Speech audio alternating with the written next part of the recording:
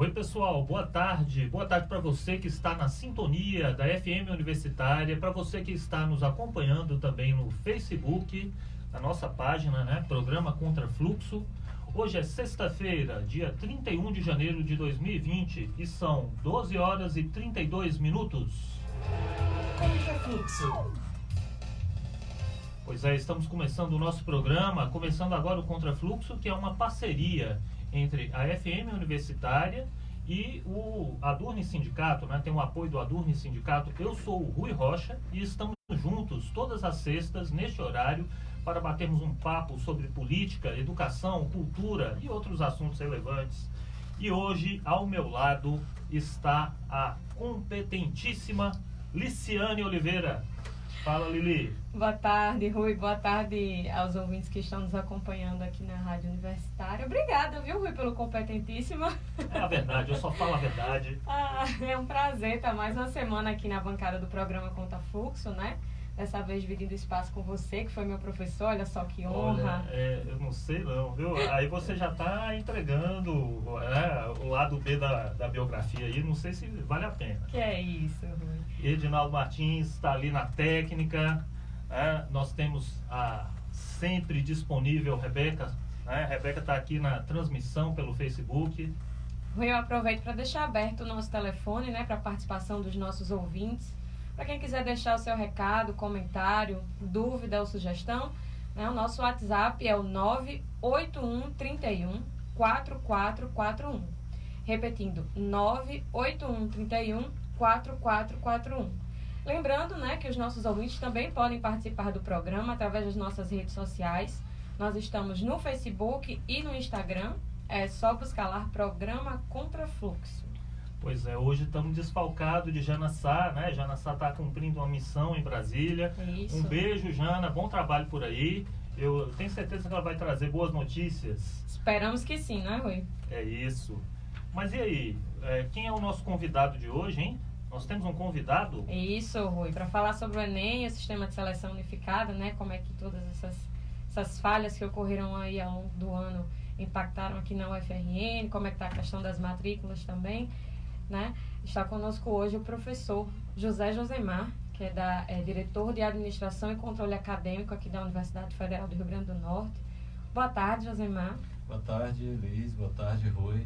Obrigado pelo convite. Estamos aqui para esclarecer os ouvintes da Universitária FM sobre o processo de matrícula e cadastramento dos nossos alunos agora para o ano de 2020. E vamos aos destaques da semana, Rui? Vamos aos destaques.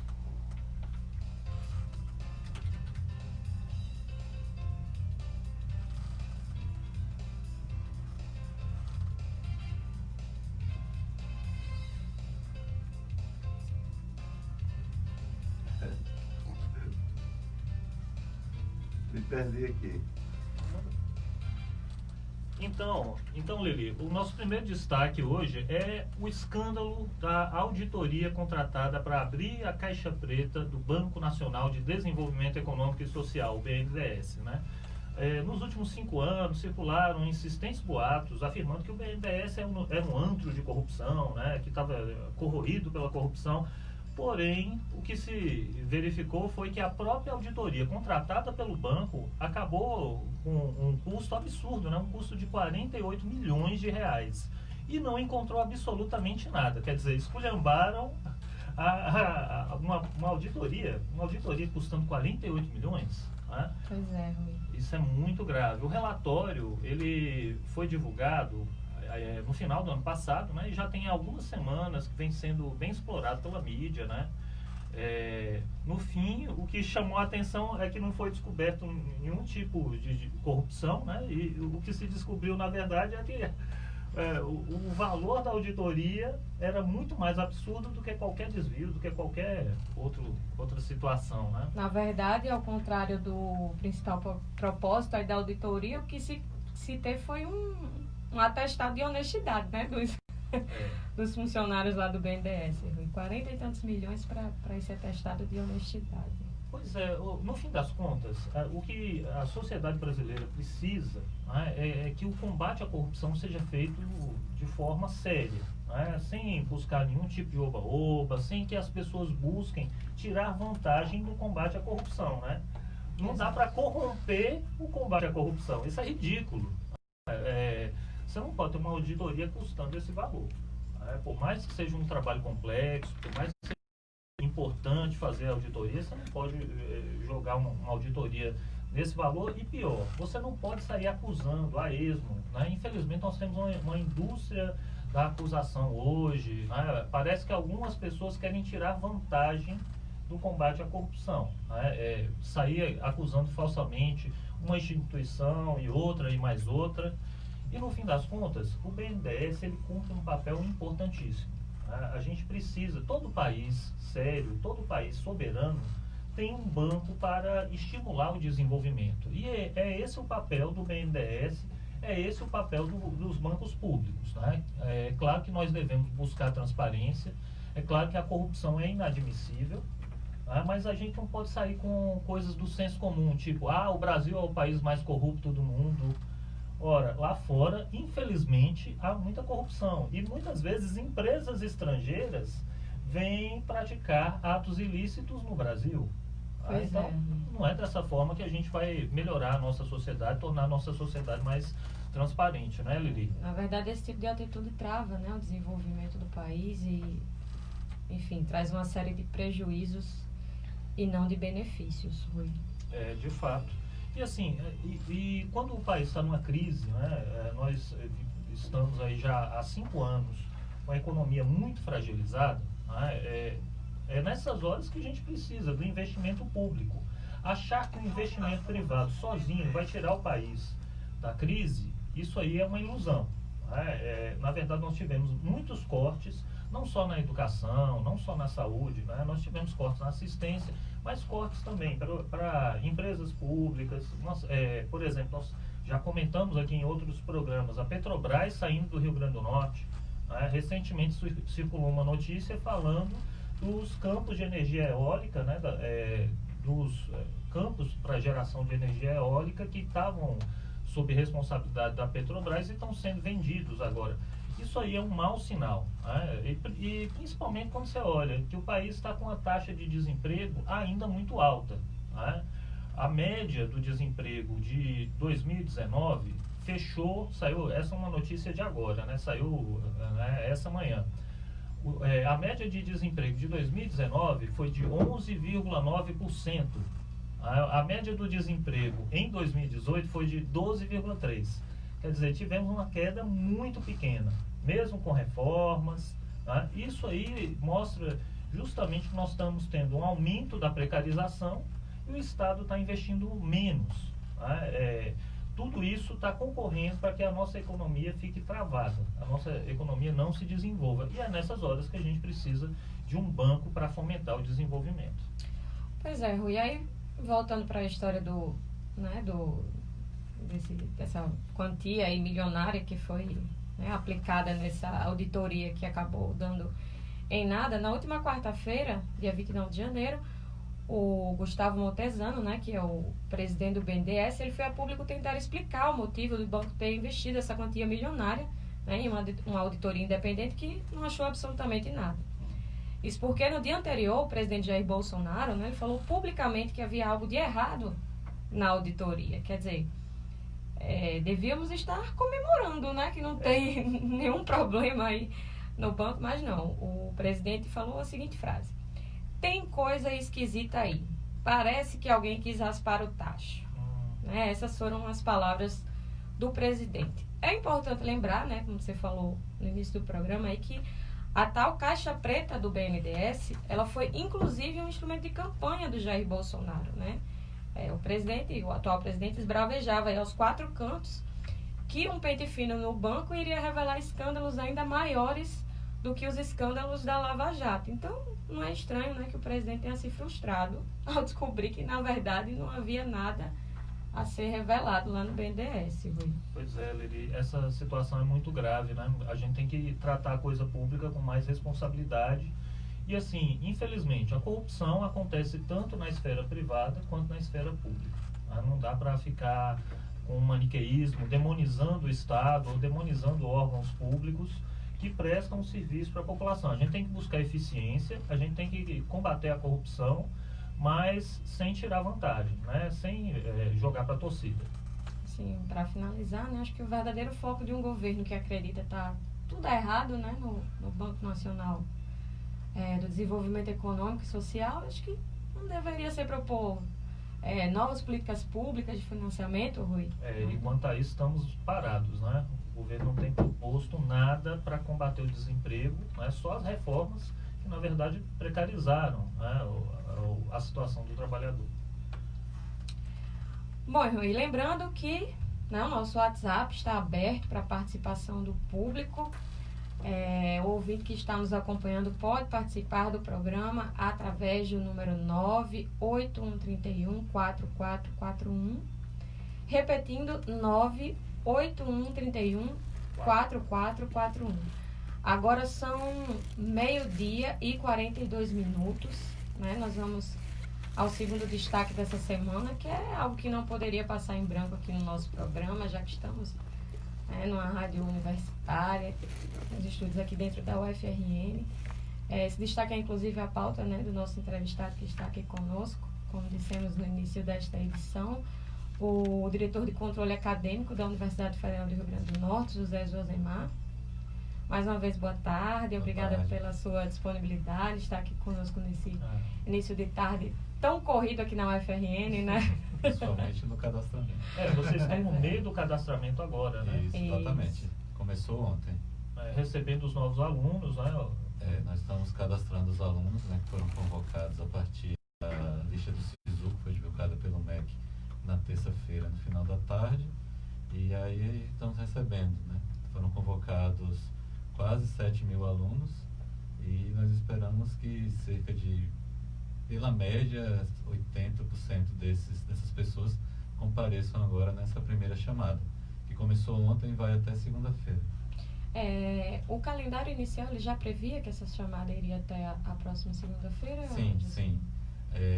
A gente ficou esperando aquela questão da decisão judicial, que impediu inicialmente de que o resultado fosse divulgado, mas como a decisão acabou sendo revogada na terça tarde, no meio da tarde, no final do dia saiu o resultado e a gente manteve o nosso planejamento. Então a gente está dentro do que já tinha sido planejado.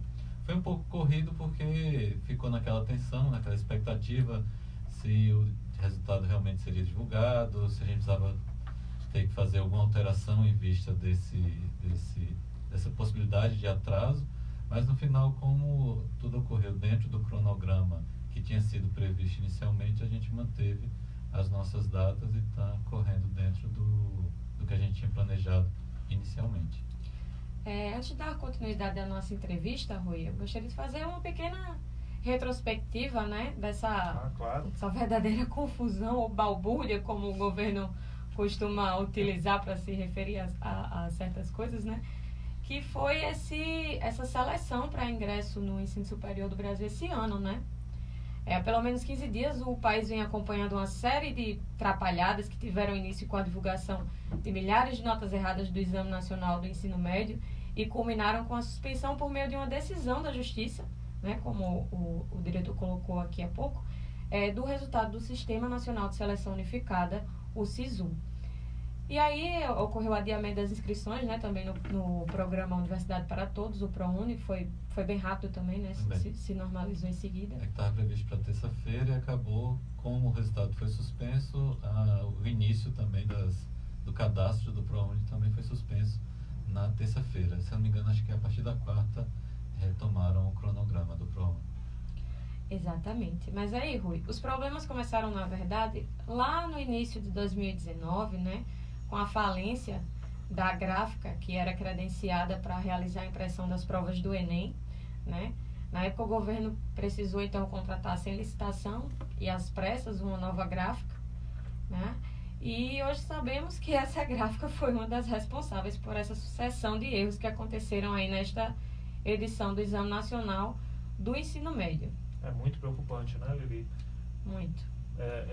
Essa gráfica deveria ter toda uma preparação, né, a nova gráfica, e não conseguiram imprimir adequadamente as provas, o que causou sérios problemas aí no processo.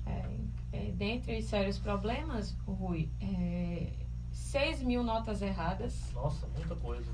Foram divulgadas, né, aí, no SISU. Claro que um problema dessa natureza foi questionado pela Justiça, né, como sabemos, a Justiça acabou suspendendo o resultado. E olha só, apesar do governo ter conseguido, por meio de uma decisão do Supremo Tribunal de Justiça, do Supremo Tribunal Federal, fazer a divulgação do resultado, e de boa parte das universidades, inclusive a UFRN, como a gente vem falando aqui, já terem iniciado o período de matrículas, os erros não pararam de surgir, viu, Rui? Na última quarta-feira, diversos estudantes por todo o país que haviam se inscrito em apenas uma opção de curso relataram não estar conseguindo se inscrever na lista de espera, né? Diante de todo esse caos, o presidente Jair Bolsonaro levantou a possibilidade de sabotagem. Isso mesmo, Rui, sabotagem. O que você acha disso aí, Rui? É muito estranho tudo isso, né? Eu acho que a sabotagem, no fim das contas, é você escolher um ministro que não tem preparo para o cargo, né? A sabotagem maior, na verdade, é você ter uma série de mudanças no INEP, né? Ficar mudando de gráfica, né? Enfim, a gente já vinha falando sobre isso, né? Não dá para você desmontar políticas que vinham funcionando, não dá para você sair mudando cargos chaves da gestão, né? À torta e à direito. Enfim, esse tipo de problema, ele decorre da falha de gestão, né? Aconteceram uma série de falhas de gestão no MEC, e isso teria que ter algum tipo de impacto. É evidente que não ia acontecer o melhor Enem de todos os tempos, como o ministro apregoava, né? E continuou pregando, não é, Rui? Continua falando que estava ótimo. Continua falando que estava ótimo, né? Agora já... Inclusive, a hashtag Fora Weintraub, né? Foi uma das mais citadas no Twitter esta semana, mas você acha que substituir, Rui, o ministro da Educação neste momento vai resolver o problema? Olha, eu penso que, na verdade, não resolve, viu? Apesar do Weintraub se mostrar completamente despreparado, o problema é mais acima, né? O Bolsonaro precisa conhecer o valor da educação. Infelizmente, as próprias falhas dele, né? O pensamento dele revela assim, um desapreço enorme pela ciência, pela cultura, pela educação, né? O fato é que o presidente escolheu o Weintraub, assim como tinha escolhido o Vélez, que já era um mau ministro, né? E quais foram os critérios? Os critérios você curtir o Olavo de Carvalho. O Olavo de Carvalho, na verdade, é uma piada em termos de filosofia, em termos de pensamento educacional. Enfim, isso é muito ruim, né? Isso enfraquece demais as políticas educacionais do Brasil. Bom, e a gente vai dar uma pausa nessa discussão, né, para ir a um rápido intervalo. Na sequência, nós voltamos a conversar com o diretor de controle acadêmico aqui da UFRN, José Josemar. Agora são 12h50 e nós voltamos em instantes. Valeu!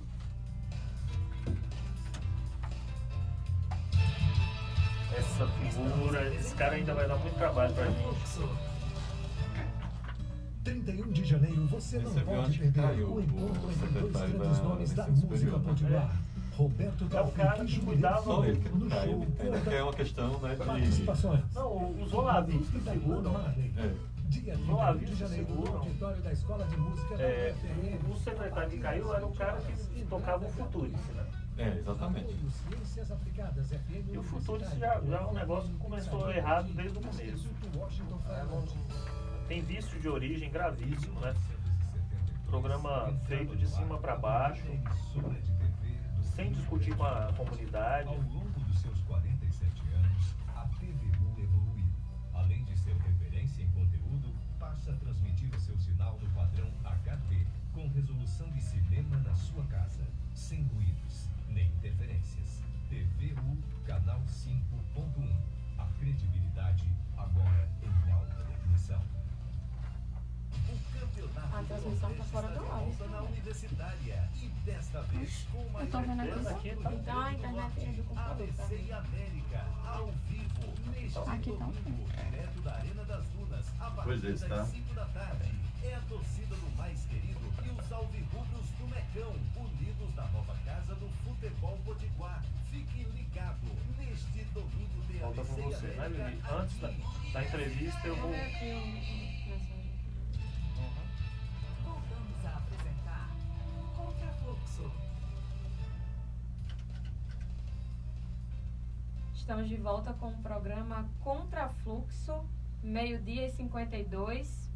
E a Janacela não está presente aqui com a gente hoje, Rui, mas ela está acompanhando o nosso programa direto de Brasília. Ah, e o que ela falou, Lili? Muito chique, viu, Rui? A gente coisa é outra fina mesmo, viu? Sei não. Ela disse que está em Brasília, com saudade de Natal, de estar neste bate-papo no contrafluxo da nossa mídia, com os ouvintes da Rádio Universitária, mas super bem representada por mim. Olha só, Rui, eu estou me sentindo nesse programa. Eu concordo. Ó, a Sandra Freitas também mandou um abraço, né? Tá dizendo que o programa tem que ser diário. Esse apelo está cada vez mais recorrente, viu? Eu já vi que o Elton Duarte também comentou aí que tem que ser diário. Felipe Lima tá na escuta, Gilmar Arruda tá na escuta, muita gente participando, Edneida, enfim. A Jana Um tá abraço, dizendo pessoal. desculpa. A Jana está dizendo também que está lá em Brasília acompanhando o debate sobre o papel das entidades sindicais na formulação de ações que possam oferecer resposta aos ataques que o governo Bolsonaro tem imposto à educação, especialmente às universidades, à sua autonomia e aos servidores públicos, através de um projeto autoritário e de asfixia financeira. Tá perdoada, viu, Jana? Porque não veio o programa hoje, é uma boa causa. Já mandou o comentário aí. Mas então, a gente estava conversando com o professor Josemar acerca do SISU, né, e do cadastramento dos estudantes, né? Só lembrando para o ouvinte, o Enem foi aplicado, teve todas aquelas falhas, e aí nós tivemos o SISU. Então, o senhor acredita, professor, que esses problemas que aconteceram afetaram de alguma forma o cadastramento dos novos estudantes aqui na UFRN? Bom, nós estávamos preparados para fazer esse cadastramento a partir da quinta-feira, estava tudo organizado. É claro que ficou uma tensão, né? Se realmente a gente ia conseguir manter o prazo, se tivesse um adiamento, como é que a gente ia se reorganizar para fazer isso, uma vez que a equipe já estava toda treinada, toda a parte de logística, né? Na verdade, o FRN, desde setembro, que organiza esse procedimento que a gente está executando agora. Mas ficamos um pouco na expectativa, principalmente quem estava na coordenação geral do evento, mas mantivemos até que realmente tivesse uma sinalização na terça-feira de que iria ou não ser divulgado o resultado, para que, se não fosse divulgado, nós nos adaptarmos. Mas em termos de UFRN, a gente conseguiu se adequar. Nós temos uma diferença esse ano, porque nós tivemos a mudança no nosso processo interno, que ele está sendo, a parte de documentação está sendo online. Então, esse sistema em si, a gente precisou fazer algumas adaptações, e ontem a gente teve alguns problemas com ele, que gerou uma certa instabilidade, mas não tem a ver exatamente com a questão do resultado do SISU, né? Os ingressantes se adaptaram aí a essas mudanças? Que avaliação você faz? Eu acho que essa geração que nós temos hoje, que entra na universidade, é uma geração mais digital. Então, a gente percebe que, por exemplo, a gente tem dados do dia de hoje, que cerca de 40%, 50% dos candidatos fizeram a submissão dos documentos de forma digital. Então, eu acho, considerando que a gente teve um prazo curto, né, para a divulgação desse sistema e para que eles começassem a se inteirar, uma vez que o resultado saiu na terça, no final da tarde, eles ainda estavam comemorando, na quinta já tinha que estar aqui fazendo cadastramento, então esse prazo em si foi um pouco curto para eles entenderem esse novo sistema. Mas os dados de hoje é que quase 50% dos candidatos já estão utilizando o sistema para a questão da disponibilização online dos seus documentos. E os cortes na universidade, eles afetaram de alguma forma o departamento de vocês, enfim? Por enquanto não, né? A gente está conseguindo manter o mesmo orçamento que a gente trabalhou no ano passado, porque a gente tem toda uma equipe, né? São mais de 60 pessoas trabalhando só aqui em Natal. Então, é uma equipe que não é uma equipe só lá da Pró-Reitoria, a gente convida outras pessoas para nos auxiliar, porque a nossa equipe, mesmo se a gente fechasse a Pró-Reitoria, não ia dar conta de todos os servidores para fazer esse cadastramento desse tamanho. E, a priori, a gente está mantendo o que estava planejado anteriormente. Nós temos um desejo de que no futuro a gente consiga fazer esse cadastro totalmente online. Então, isso aí reduziria custos em relação a essa questão da equipe que a gente usa, né, presencial, para poder fazer toda essa parte de conferência de documentos e matrícula dos alunos. Quem é mais antigo certamente se lembra, né? Que certeza. no passado era tudo no papel. Tudo manual. Eu estava até comentando ontem com uma colega, né, que a minha irmã foi aprovada nessa seleção, né, para o SISU. Inclusive, um abraço. Parabéns, Leilane, vai ser nossa futura colega de profissão. Parabéns. E eu estava comentando justamente isso, que na época que eu ingressei aqui na universidade, que também não faz tanto tempo assim, né, Will? Olha, não vamos falar em datas, não vamos nos comprometer. O processo acabava sendo mais rápido exatamente porque era manual, né? Assim, esse ano, os estudantes... Dependia de sistema, dependia de internet. Na verdade, não dependia, não, né? Agora dependendo agora. Mas você tem uma ideia, dependendo da cota, claro, tem estudante que precisava trazer 5, 6 declarações em papel, tinha que trazer todos os documentos, isso era guardado num envelope, e aí ele ainda saía com mais uns 2 ou 3 comprovantes de que tinha se cadastrado, etc. Né? Esses documentos iam lá para a Pró-Reitoria, depois que a gente encerrava todo o processo, tinha uma força-tarefa de 2 meses para fazer toda a digitalização desse material. Hoje em dia, o que é que está acontecendo? O aluno chega, ele chega com os documentos, a gente faz a validação, não fica com nenhum documento dele, tudo digitalizado e colocado no sistema, e ele sai simplesmente com um comprovante de cadastramento dele, ainda, um papel. Mas a nossa meta é que nem isso seja mais necessário. E agora também não preciso mais fazer uma segunda etapa de digitalização. Então, embora possa ser um pouco mais demorado no início, porque a gente está num processo novo, as pessoas estão se acostumando, dentro do aspecto completo, está sendo mais rápido do que antes, que a gente ainda ficava 2 meses para fazer essa digitalização. Com relação às instabilidades no sistema, né, que foram apresentadas ontem, isso já se normalizou hoje? Já se normalizou. Hoje a gente teve um problema porque teve a questão da alta demanda de pessoas acessando e também algumas questões que a gente não conseguiu fazer uma validação com uma certa antecedência. Então, a coisa aconteceu mesmo de forma real. Então, por Alguns isso... estudantes tiveram um problema, né? Tiveram que esperar horas e horas. Isso, teve sim. Ontem, infelizmente, a gente passou por essa situação, mas hoje o fluxo já está normal. Eu saí do cadastramento, era meio-dia, e praticamente já tinha encerrado todo o pessoal que tinha vindo de manhã para fazer o seu cadastramento. Bom, nós conversamos com o diretor de controle acadêmico da Universidade Federal do Rio Grande do Norte, José Josemar. Obrigada mais uma vez pela sua participação, professor. Obrigado pela presença, pela participação, professor. Obrigado pelo convite. Contrafluxo, momento cultural. Rui, antes da nossa agenda cultural, né, das nossas dicas aí para esse final de semana, eu queria destacar aqui mais um retrocesso do governo Bolsonaro, que se refere ao acesso à cultura em nosso país. Mais um retrocesso. Olha só, a gente passou o programa inteiro falando de retrocesso. Tá? É terrível, né? Tá complicado. Bom, essa semana o presidente esteve reunido com diversos cantores sertanejos, né, e sem detalhar, sem dar muitos detalhes, né, como já é de praxe, ele afirmou que poderá usar decretos ou projetos de lei para acabar com o benefício da meia entrada no país. Vale lembrar que a lei da meia entrada está em vigor desde 2013, e ela é válida para espetáculos artísticos, culturais e esportivos.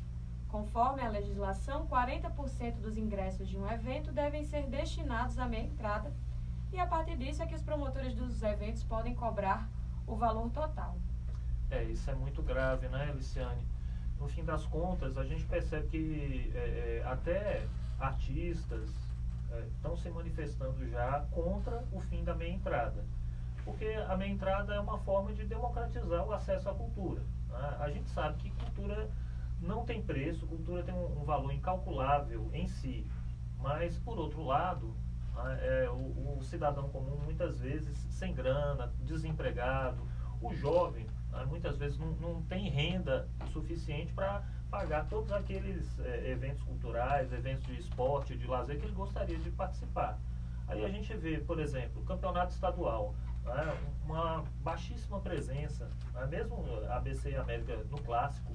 Né, poxa, você tira a meia entrada num evento como esse, como vai ser? Vai ter 1.000 pessoas, 2.000?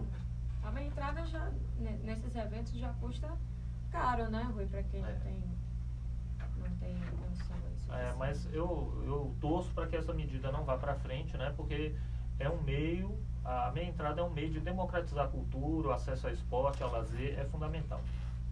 Então vamos aproveitar enquanto ainda temos esse direito garantido, né, Rui? É isso aí. Para usufruir das programações culturais, vamos à nossa agenda. Pois Qual a sua dica, Rui?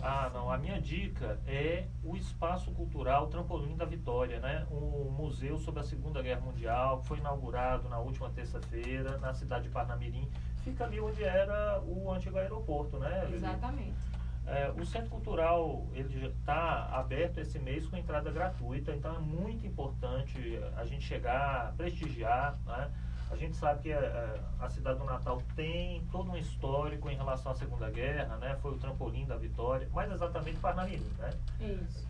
Tem até essa polêmica, o pessoal de Parnamirim fica assim, não é Natal, é Parnamirim. Embora tivéssemos também atividades ali na rampa, né? A base era em Parnamirim, mas você tinha também a base de hidroaviões, que era a rampa ali às margens do Potengi. Por sinal, espero também que aquele prédio seja entregue à população, né? Você tinha diversos projetos ali que demoraram a entrar. Era exatamente o que eu ia colocar, né? Esperamos que o Museu da Rampa também seja entregue. Sem dúvida, de fundamental importância. Mas o Espaço Cultural Trampolim da Vitória está aberto de 9 às 17 horas. Esse mês entrada gratuita, tá? Na inauguração, entrada gratuita. E na sequência eles vão passar a cobrar, tá? Então vamos aproveitar logo e dar essa valorizada, galera. E a sua dica, Lili, qual é? Bom, a minha dica também é uma programação gratuita, né? Que acontece neste domingo, dia 2 de fevereiro, lá na Praia do Meio, para celebrar o dia de Iemanjá. Né? Muito bom. A Rainha do Mar. As atividades têm início bem cedo, às 6h30, com o presente de Iemanjá, e seguem durante todo o dia, com diversas expressões aí da cultura afro, né? Apresentação de artistas potiguares como Folia de Rua Potiguar, Banda Negro Zambi, acho que assim se fala, Ana Lu Soares, entre outros.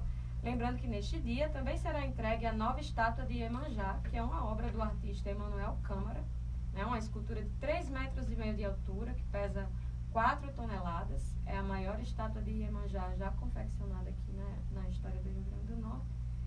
Então, Rui, vale a pena conferir, né? Dar uma passada lá para conhecer um pouco mais. Importantíssimo, viu? Não, é fundamental.